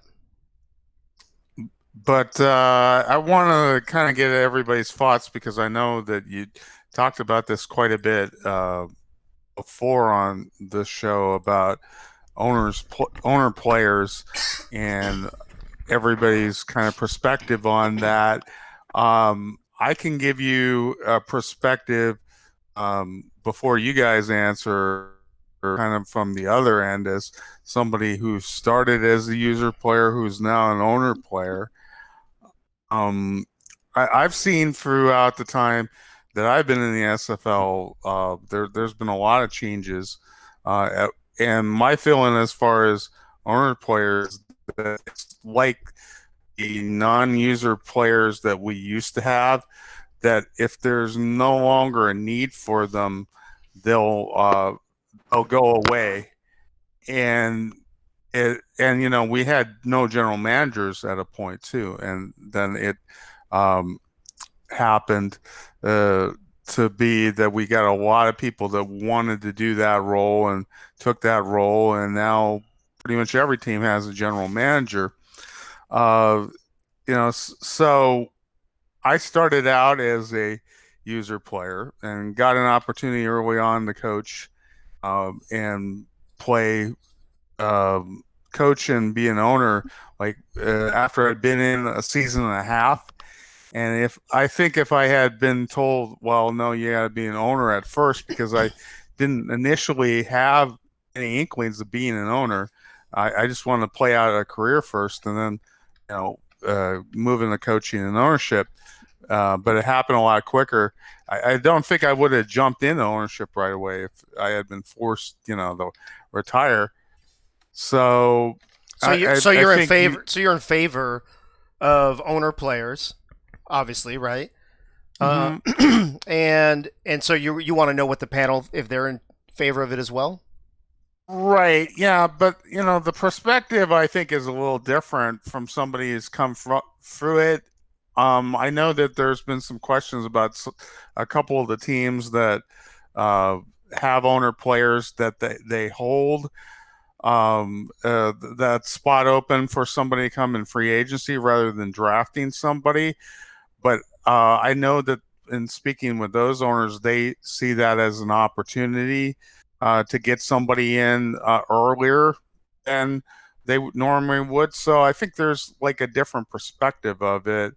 I know that we've also looked for players to fill the roles for both Colin and my player at St. Louis, and we weren't able to find anybody, and we brought my player back out of retirement, actually. Because you needed him. So, yeah, because we needed him. We literally could not find another fifth defensive back, and so we brought him back out of retirement. But Colin had also planned to retire his player, and we didn't think we could really do that. Right. So, so that's like a different perspective than I think that I hear from some of the newer players. Just want to see what everybody's thoughts are on that, or okay. if they let's start asking. Let's see if Chad, Eagle, Frank, who else is on here? Anybody? Gunny, Soto, Matt. Anybody got an opinion on owner players, one way or the other? Especially and now hearing Dwayne's perspective as an owner. Greg, go ahead. I think you were talking. Go ahead. Or was it Eagle? So it's me. Yeah, it's me, Eagle. I have no issues with owner players, because owners are customers too to this league, right? So if you want to have an investment, I feel like you should be allowed to have a player. The one thing that kind of bothers me a little bit is the owner players that sign at a max deal and then cut for a rookie, and then that rookie gets a max deal. When I went through the draft process and I got stuck at base silver and I couldn't go any higher. But that's a different subject, a different question for a different day. But I have Well, it might be a question for later on in the show too, because I think there was somebody that wanted to talk about that specifically too, which is good that we have Greg on the show, and I don't think anybody's throwing shade at you, Greg, because the rules in place now, you do just like we did at the draft. We took advantage of the rules at the time, which is what you're doing. But I think the overall sense was that maybe that rule needs to change. Greg, since you have the experience, what's your take on that? Well, for me, yeah, well, the rule's there. So Right. at first, when I came in, I didn't know all the rules. So it got explained to me, and I talked to the league, and they explained it to me. And don't get me wrong, look, from the get-go, as a rookie, I was like, man, that seems kind of messed up. But but again, I went through the interview process, and I interviewed with some teams, and I just took a chance. I decided to trust a team. Trust Chicago, which I can see from a couple of people here, like Johnny and stuff like that. I guess my credibility's messed up because I chose Chicago. But anyways, I guess his credibility could go off the wayside too, getting drafted by one team and just 1 year later leaving. So I mean, everybody's neither here throwing nor there. shade. Look at that, Mikey and Proda comes in for 1 minute, and everybody starts throwing shade at each other. Go ahead. So no, but I get it what that is, because if I didn't know that rule existed, I probably would have gone through the draft. But since that rule does exist, right, I said, you know what, and I did take a chance. I bet on myself, and I said, look, I think I could do better for a team if I do this. And I never thought the draft was for me anyways, and I told that to Cam Irvine. But I do understand the frustration in both sides, because I felt kind of similar frustration when I saw all of these people that were coming back after being retired for so many seasons and then taking rookie spots. Right. So I get it. I do get it. But I hate to sound brash, but look, everybody cuts their own deal in life. And it just happened that I took a chance on a team. Right. And that was it. I bet on them. They trusted me. I trusted them that it was going to work out. And don't get me wrong, when speaking to Shan, almost up to like the week before I came in as a player, I was still asking him, is this really going down? So he kept his word, and I trusted him. He trusted that I would stay quiet and that I wouldn't break any league rules. And that's also by league rules, not just him, right. That I couldn't say anything. But I do got to say that I would not, because I had to wait 2 months because of my decision. And I've spoken to you about it, Dave. I felt like a damn caged animal. I couldn't really speak. Yeah. Oh, Art, I will not repent. No apologies to nobody. But I would not this would not be the typical route that I would tell a rookie to take, because it is a lot of trust in an owner that you just don't know. And I didn't know Shan from anybody, Right, So right. if I had to do it again, I might not do it, but I kept my word. I did what I did, and that was it. And it worked out for you. So and it worked out. Before I get to Eddie or Chad or anybody else who wants to talk on this, I do want to say I did see some, and I didn't catch the whole thing. I think it was Connor, maybe. I don't know. I know it was Zach in Gen Chat today, and this conversation was actually a pretty hot topic for a little bit. In the general chat, talking specifically about, I guess, your type of situation. If I can get one of those guys to come on to talk about that, that would be great as well. In the meantime, Chad, before I go to Eddie, did you want to get in on this? I thought I saw your light up. No. No? No, I mean, I agree with what Eagle said. I mean, when it comes to owner players, I don't see a problem with an owner having a player, because they are just paying customers, similar to what we are. And like Dwayne, I imagine, and Eddie was the same way. They all started as players. They did start as owners. So I don't see an issue with that. Now, maybe the whole part of, dropping your player and signing to the same contract, I mean, I can see where people get upset about it, but to me, it's whatever, really. Okay. Eddie Gage is in the house on Access After Dark. What up, though, Eddie? What do you got to say about this whole owner-player thing? What up, though? Thanks for having me on once again. It seems like you were just on here like the other day or something. Yeah, I was. You had me multitasking while I was in Seattle. That's right. You back home? You back home safe and sound? Yeah, just got home a couple of hours ago, and glad to be back home. All right. Well, The weather's He's here all the time. Make sure you go to his store, Sector 6, and get those yoga pants. that's right. right. That's right. All right, Eddie, where do you stand on this topic? That I'm assuming Dwayne brought it up because of what happened in chat today, so it wasn't just something random. But go ahead. Well, I don't know what happened in chat because I was on a flight, so you can enlighten me after the once I'm done, but what have you. But as far as me, some people have players out there. My players out there because I like to see my name get called on the air. My player fly around, make plays, and I'm in it for the for the fun of that. I'm not here to take away a roster spot from anyone. It's just I like to see my player on the field to make plays. And someone mentioned something about the salary cap and owner players taking their position. Taking up a lot of the cap.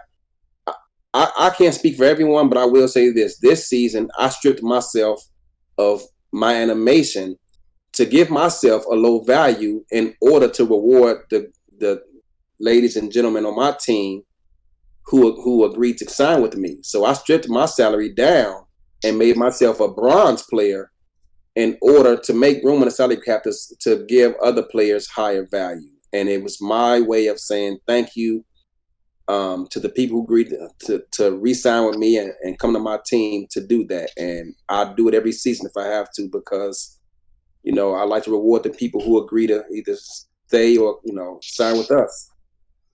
I agree with, I don't know if I think it was Eagle, I'm not sure who said, I agree. I think owners should have players. I mean, they invest in the game. I saw that somebody asked Cam, I think it was Winkler, how long it took him from, concept to kickoff. Cam said it was about 3 months, but there was only 7 people back then. And of course, back then you're going to have, every owner is going to have players. As we have more players come into the league, we're still expanding rosters. We're still expanding teams. We're expanding in the minors. I don't see any reason for owners not to have a player. If I was an owner, I would still want to have a player. I'm investing heavily in this. I would still want to have a player as well. Exactly. Hey, Dave, real quick, if you don't mind. One point that people bring up sometimes about owner players, and they mention the fact that it's us being around as long as we are, it's going to be hard for people to top numbers that players like Eddie Gates put up in terms of tackles and interceptions and things like that. But one owner who I'm going to leave him nameless for right now because I'm not sure if he even wants this out, brought up a great example of a way to cure that. And that is if you're an owner player or a user player who's been around, actually this is for any player, and you have several seasons under your belt, at some point, if you want to remain on the field and continue to play, in order to make those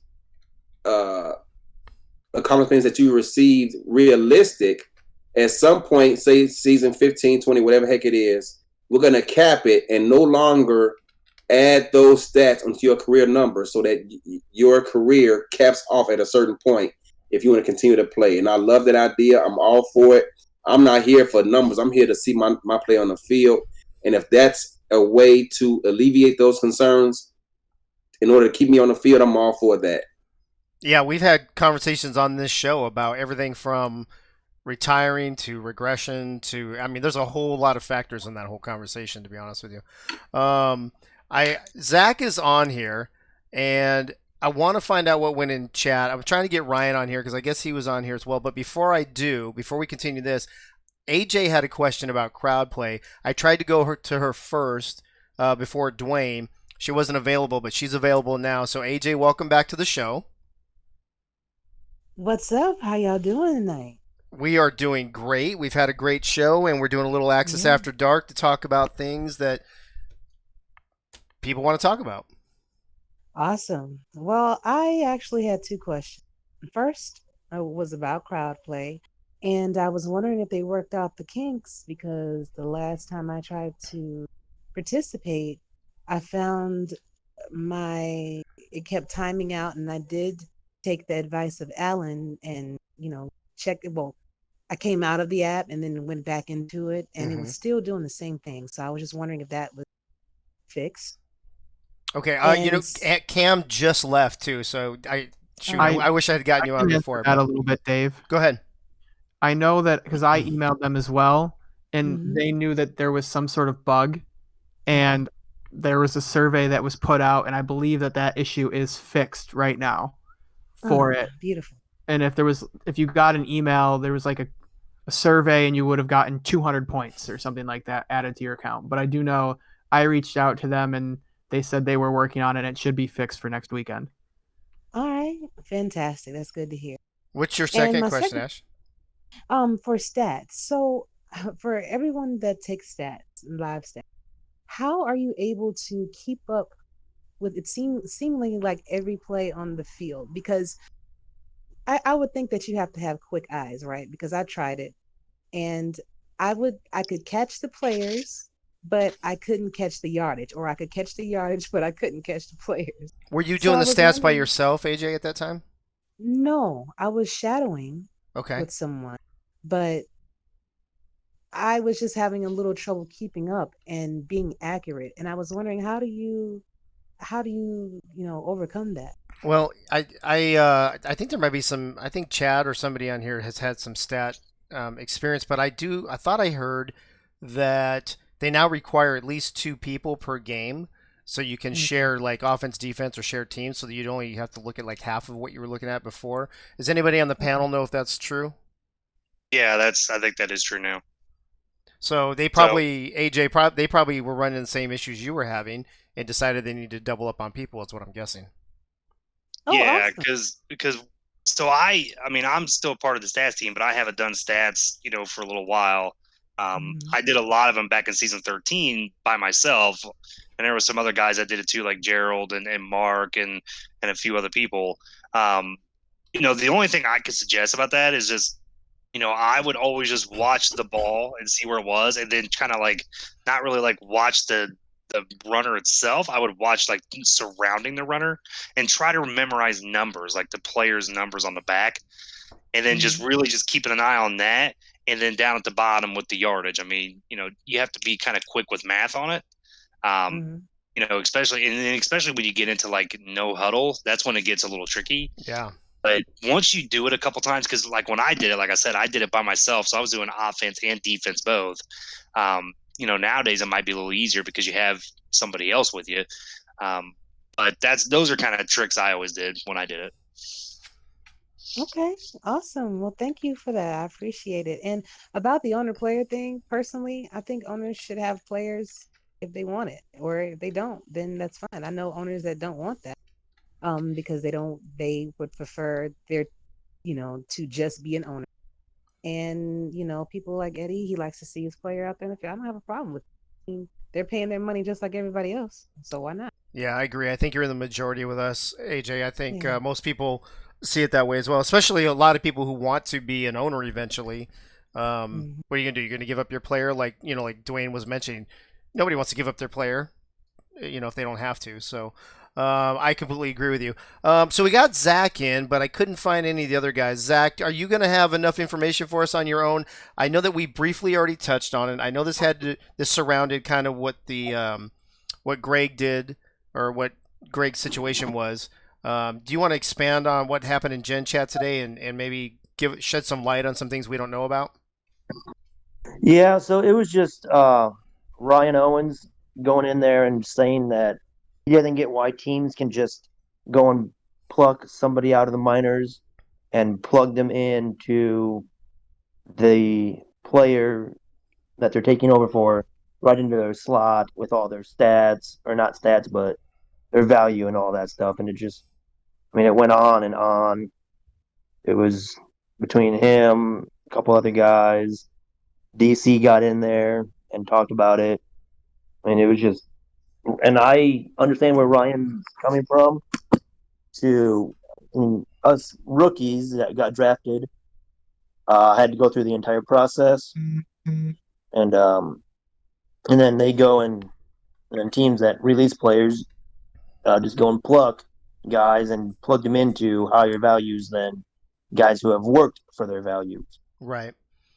So I saw Tom Rahman just jumped into, and I know he's officially league personnel, and I thought I might have seen him in that conversation today. So Tom, if you're listening, if you're able to come on the show right now, we'd love to hear what you have to say about it as well. I want to reiterate that teams and players are dealing with the rules that are set in place now. Cam did say on the Cam call, was it last week or the week before, that teams actually have the option of bringing them in at a lower value and then bumping guys up and then redistributing some of the extra points or whatever, which I think is great. The issue is it's not mandatory. You don't have to do it that way. So right now the rule reads they can do pretty much whatever they want. They can just take somebody off of the street and plug him into a goal wide receiver. And again, Greg, we're not bashing on you. We're just talking about the situation. No, man, I'm not. Yeah, I'm not trying to bash on Greg. No, and it's okay. Look, and it's okay. I last week I had a similar conversation with Connor Weston, and it's not like, I mean, I'm not taking it personal or anything like that. Look, it just happened. Look, I was in the minors, so and I want to let these guys know, and not that it's okay what I did or they have to be okay with it, or I was a fullback in the minors, and I just, because of that rule, I decided to drop my player. I had to drop my player. I stayed in Annapolis. Shout out to Navigators. I had to drop my player as a fullback, and then I stayed on the team as a scout. And then just did that, and I just had to be quiet and per league rules. So I don't want.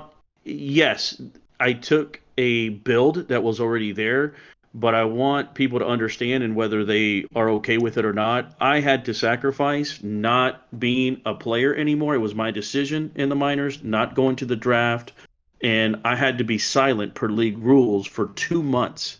I was initially not going to be a player. I wanted to just be a coach in the SFL. Right, I remember you telling me that.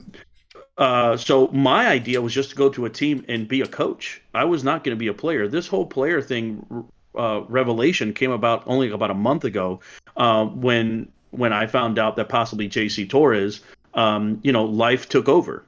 Family and things like that, and he wasn't going to have time to do it. And that's what really came into play. I never made that decision to leave my minor league player and not be a player anymore and forego the draft to be a player. I did all that to be a coach, which happened now this week. I would have had to wait this week to finally come into the SFL. But I completely understand, and I'm okay with what everybody else says. I'm okay with that. It's just it's a rule that's in place, and I rolled the dice, and I came up snake eyes. So right. it is what it is. So right, and you know what? And full disclosure, Lone Star, we're actually the beneficiary of this rule from last year. Again, wide receiver from Chicago. Liam Hammer, and then he came to us in free agency as a gold wide receiver. So I understand. Listen, I mean, like I said, we're not pointing fingers or anything, but I think Alan from Charleston, the owner, he said the rules that govern the signing of new players during the season is what needs to be revamped. The old rules are outdated. I think we all agree on that. The rule limits to position group when applying values. Okay, yeah, for the extra, and then Dane Train 821, he said the bigger issue that needs to be corrected was all the value added to the guys drafted in the last 3 rounds, making them better than everyone else to draft. Dane, I think that Cam already said before that the that draft was kind of like a one-off, and things will be changing the next draft. Let's see. Oh, Tom Rahman, good. You did pop in. So, Tom, I don't know if you were part of that conversation in Gen Chat. Like I said, I kind of caught it halfway through. Zach briefed us a little bit. I was trying to find some of the other guys too, but I think we're kind of on topic about it. But I want to hear what you have to say about it. Well, hey Dave, how you doing? Good, Tom. Thanks for coming on. Yeah, no problem. I think what we're seeing is new players or rookies who signed this year are sort of like not victims, but the SFL's rapid growth. Right. There's rules that have changed, but not all the rules have changed. And so what you're seeing is an old rule where a rookie had to have a certain amount of chat value, chat ranking, could earn a silver or gold level player. Half of that went away, the chat ranking, but we still have players who can sign at higher levels. So I agree, things need to be revamped. Right. Portions outgrow other portions, and this is one of the things that probably needs to change by next season. Yeah, so basically just damage collateral from it growing so big, having to make changes on the fly kind of thing. I get that.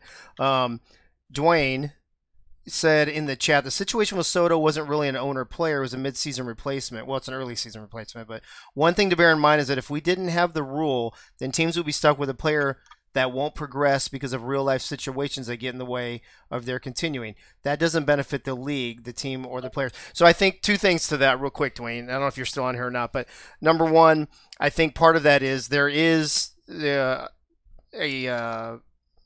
conception, maybe, if you will, that sometimes their owners have done this in the past. And I don't know if that's true or not. I haven't been around or not, but that's kind of what you hear, that they purposely replace a person in week 2 or week 4 or whatever to benefit their team. That's number one.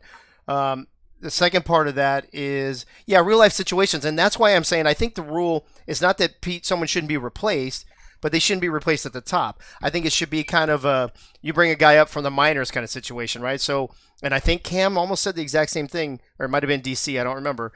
You've got a gold, a silver, and a bronze wide receiver. The gold receiver leaves. He's not progressing, or he has to leave the league.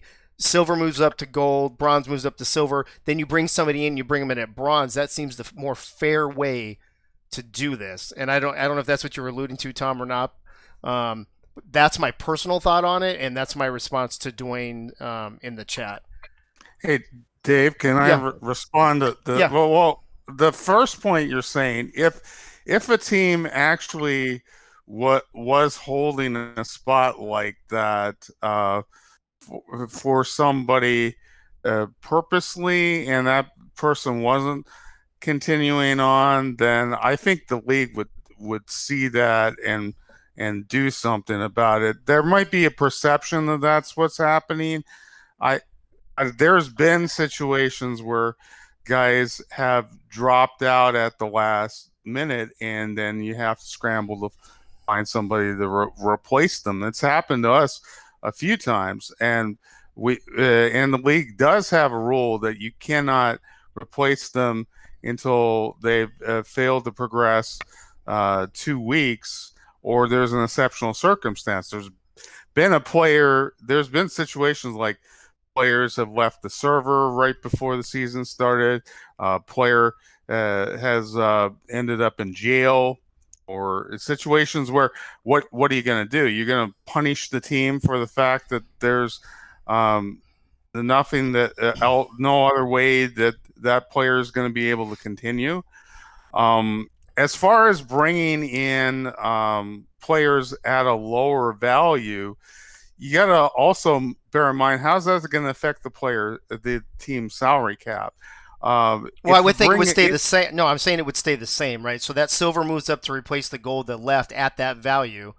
The bronze moves up to the silver value, and the replacement comes at the bronze value. So all the value is the same. It doesn't change. So you're saying you can bring in a player at a base value, not bring them in at the... I'm saying, like, for example, let's use Greg's example. Instead of Greg coming in at a gold wide receiver, whoever they have a silver, he moves up to gold. The bronze guy moves up to silver, and then Greg takes the bronze spot instead. But then you adjust the numbers to keep the values the same, so you don't get extra cap space or anything like that. It's the value would stay the same on all of them. I think that might be a little bit of a fairer way to do it, because I do see the side of it that if you're going to cap, I mean, this point has been made by several people. If you've got a player that's been here for a long time, they could technically progress way past base silver before the draft, but we cap that at base silver. So if we're not going to cap that with somebody coming in afterwards, that they can just go out and replace a goal. That does kind of not make sense. So make it, and if we're trying to incentivize people sticking around to the draft, so we have a good draft pool and it will allow people to go through the minor leagues and experience the minor league experience, which I think has been very helpful to new players Yeah. to go through the minor leagues. Maybe not make it quite that easy to start out at a higher level. I mean, I won't really go into it, but the Matt South situation is a little different but it's another older rule. He's the Right. last player to come in for progression that didn't have a chance to come back in at the base level of what his player started out with, which was the rule at the time. So if he's paying for that, if he's paying the same as everybody else, I can see how people say, okay, that's not fair because he's taking a spot, he's coming in at a higher value. But how is that fair to him that he would be the only player that came back in after player progression started who wasn't able to do that? Well, I think number one, I think that would be his choice, and number two, he's actually not that far behind because you've got guys. I mean, shoot, I've got rookies that start off higher values than I did this week, just because of the way the rules have changed and the draft has changed and stuff. That's just part of the process. I mean, you can't please everybody, but I think you got to try to make it as fair as possible. Let me go over to Matt real quick. Matt, I knew you wanted to ask. You were trying to get in the first round, and I missed you, so go ahead. You're good, bud. I kind of agree with it though. So obviously I'm a rookie. When I got drafted, I liked going through the draft process. I thought it was pretty cool talking to the owners, talking to other players, talking to everybody about it. I thought it was really nice. And then obviously having my dad go through the minors and the draft process. Would I have liked to go through the minors? Yes, but getting drafted by a team as a rookie without playing in it and going through any of that stuff, it was obviously different than his experience. Right.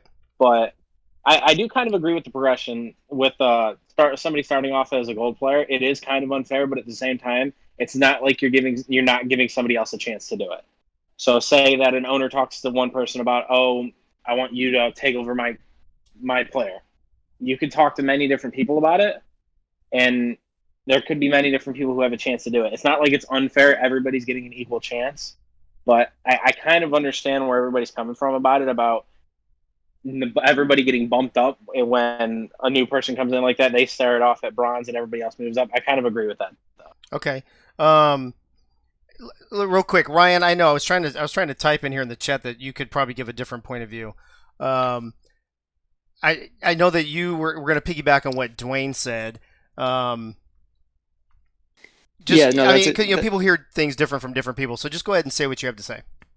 Yeah, no, I mean, Dwayne hit the nail on the head there. It was really the fact that the rookies who've been here a long time, who started out in the minors, since January banking weeks, paying for it, then get capped at silver, right? I think that's the biggest issue when other people I'm not calling Greg out here, but anyone who could have come in and joined, 3 weeks ago could sign and be gold right away and be considered a rookie, and then clearly win Rookie of the Year and other highlights that go along with it that get recognition within the SFL and get your name out there.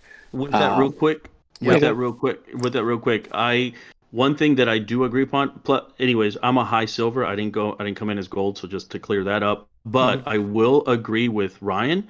The person that I am, because I came in, and I can't change whatever the league is going to do. But since I came in week 3, I should not, and this is something that I'm telling you right now, I should not, regardless of what my build does, I should not win Rookie of the Year. Now, if the league still makes it so I am in that running, I personally don't believe that I should win it because of what Ryan and other rookies have said. Even though I am a rookie, I did not go through the draft. I see, and it's a weird warped view that I have, but I do agree with them. Regardless of what my build does throughout the rest of the year, if I should not be in the running at all for Rookie of the Year, that should go to a rookie that got drafted. I bypass that process. So even though the league might see me as a rookie, I don't. I don't see myself as a rookie because I don't have a rookie build.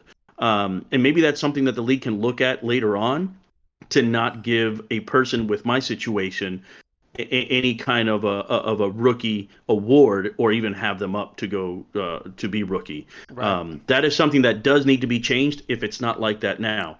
Now I do want to go to the Pro Bowl, but I don't care about. I really don't care about. I don't. I want to go to the Pro Bowl and make the playoffs, but I do not think that a person in my situation should be in the running for Rookie of the Year. I do not think so. So I just want to clear that up as well because that's my mindset that I have. I don't believe that I should be there. Okay. I think rookies probably appreciate that point of view from you, to be honest with you. I was going to ask, Tom, were you trying to say something else earlier? I thought I saw your light up.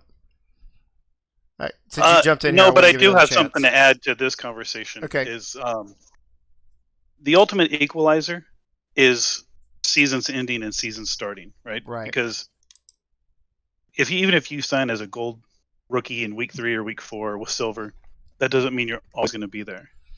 And when you re-sign next season, there's a good chance you'll probably lose that value, and people will be closer to equal value with each other.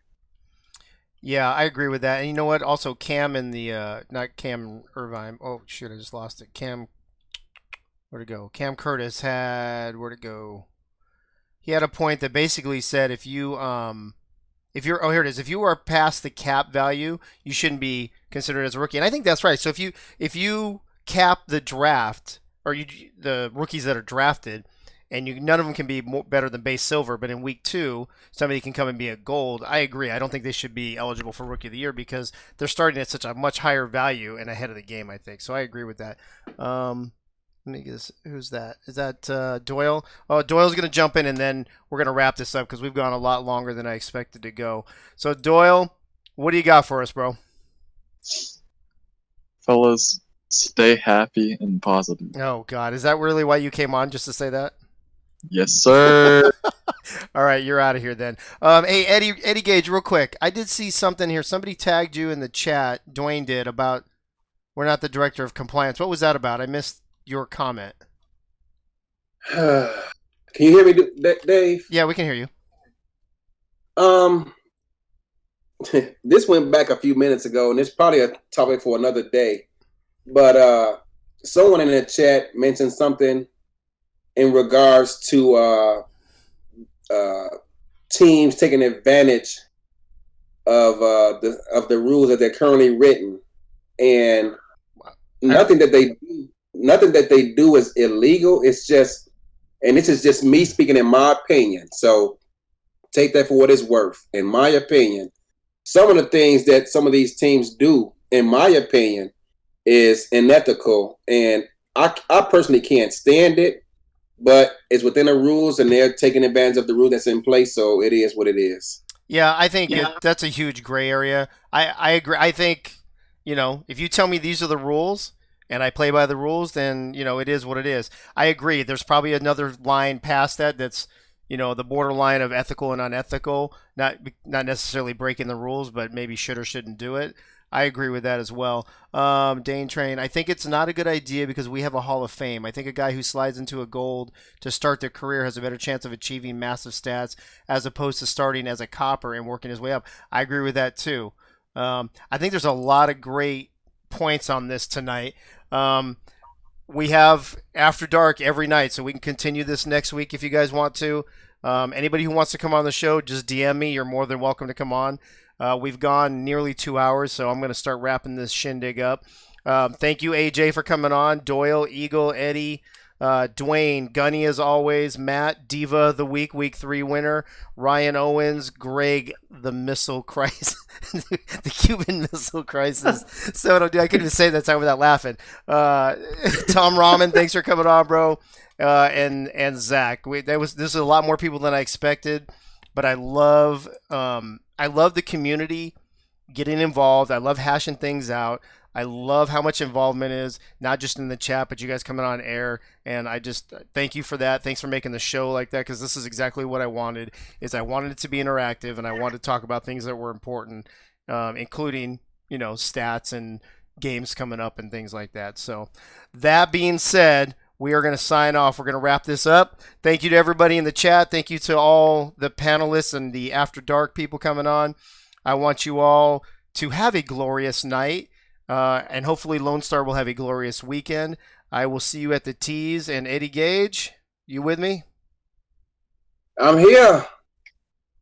Do Thanks for coming. Good night. Drive home safely.